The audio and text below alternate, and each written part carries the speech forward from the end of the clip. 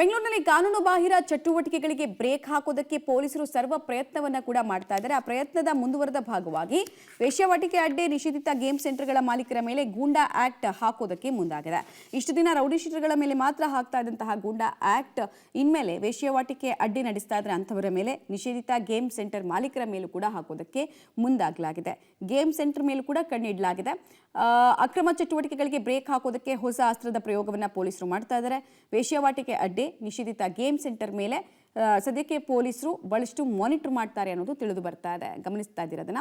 ಕಠಿಣ ಕ್ರಮದ ಎಚ್ಚರಿಕೆ ನಡುವೆ ಹೊಸ ಅಸ್ತ್ರದ ಪ್ರಯೋಗವನ್ನು ಮಾಡಿದ್ದಾರೆ. ಹೀಗಾದರೂ ಕಾನೂನು ಸುವ್ಯವಸ್ಥೆ ಸರಿದಾರಿಗೆ ತರಬೇಕು, ಅಂಕುಶ ಹಾಕಬೇಕು ಅಂತ ಹೇಳಿ ಪೊಲೀಸರ ಪ್ಲಾನ್ ಆಗ್ತಾ ಇದೆ. ಎಷ್ಟೇ ಕಠಿಣ ಕ್ರಮದ ಎಚ್ಚರಿಕೆಯನ್ನು ಕೊಟ್ಟರೂ ಕೂಡ ಇಂತಹ ಅಕ್ರಮ ಚಟುವಟಿಕೆಗಳು ಕಡಿವಾಣ ಬೀಳ್ತಾ ಇಲ್ಲ. ಹೇಗೋ ಒಂದು ಅಕ್ರಮ ಚಟುವಟಿಕೆಗಳು ನಡೀತಾನೆ ಇರೋದು ಕಂಡು ಬಂದಿದೆ.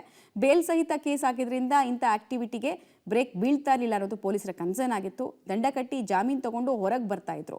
ಹೊರಗೆ ಬಂದು ಮತ್ತದೇ ಕಾನೂನು ಬಾಹಿರ ಚಟುವಟಿಕೆಯಲ್ಲಿ ಕಂಟಿನ್ಯೂ ಆಗ್ತಾ ಇದ್ರು. ಇಷ್ಟು ದಿನ ರೌಡಿ ಶೀಟರ್ ಮೇಲೆ ಮಾತ್ರ ಗೂಂಡಾ ಆಕ್ಟ್ ಅನ್ನ ಹಾಕಲಾಗ್ತಾ ಇತ್ತು. ಈಗ ಈ ಥರದ್ದು ವೇಶ್ಯಾವಾಟಿಕೆ ಅಡ್ಡೆ ಮಾಡಿದ್ರೆ ಅಥವಾ ನಿಷೇಧಿತ ಗೇಮ್ ಸೆಂಟರ್ಗಳನ್ನು ನಡೆಸ್ತಾ ಇದ್ರೆ ಅಂಥವ್ರ ಮೇಲೆ ಕೂಡ ಇಂಥ ಆಕ್ಟ್ ಅನ್ನು ಹಾಕೋದಕ್ಕೆ ನಿರ್ಧಾರವನ್ನು ಮಾಡಲಾಗಿದೆ. ಬಸವೇಶ್ವರ ನಗರದಲ್ಲಿ ಪೋಕರ್ ಗೇಮ್ ಸೆಂಟರ್ ಮೇಲೆ ಕ್ರಮ ಕೈಗೊಳ್ಳಲಾಗಿದೆ. ಗೇಮ್ ಸೆಂಟರ್ ಓನರ್ ಅಶೋಕ್ ಅಡಿಗ ಮೇಲೆ ಗೂಂಡಾ ಆಕ್ಟ್ ಅನ್ನು ಹಾಕಲಾಗಿದೆ.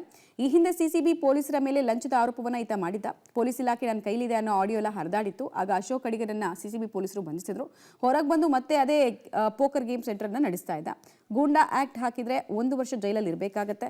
ನಂತರವಷ್ಟೇ ಜೈಲಿಂದ ಹೊರಗೆ ಬರೋದಕ್ಕೆ ಸಾಧ್ಯ ಆಗುತ್ತೆ. ಹಾಗಾಗಿ ವೇಶ್ಯಾವಾಟಿಕೆ ಹಾಗೂ ಅಕ್ರಮ ಗೇಮ್ ಸೆಂಟರ್ ಮೇಲೆ ಈ ಕ್ರಮ ವಹಿಸೋದು ಅತ್ಯಗತ್ಯ ಅನ್ನೋದು ತಿಳಿದು ಬರ್ತಾ ಇದೆ. ಸೊ ಗಮನಿಸ್ತಾ ಇದ್ವಿ ಗೇಮ್ ಸೆಂಟರ್ಗಳ ಮೇಲೆ ಯಾಕಾಗಿ ಕಣ್ಣು ಇಡೋ ಕೆಲಸ ಹಾಗೂ ಗೂಂಡಾ ಆಕ್ಟ್ ಅನ್ನ ಅಂತ ಮಾಲೀಕರ ಮೇಲೆ ಯಾಕೆ ಹಾಕಿದ್ದಾರೆ ಅಂತ ಹೇಳಿ. ಸೊ ಗೂಂಡಾ ಆಕ್ಟ್ ಅನ್ನ ಹಾಕಿದ್ರೆ 1 ವರ್ಷ ಅದು ನಾನ್ ವೇಲಬಲ್ ಅಫೆನ್ಸ್ ಕೂಡ ಆಗಿರೋದ್ರಿಂದ ಜೈಲಲ್ಲೇ ಕೊಳಿಬೇಕಾಗತ್ತೆ.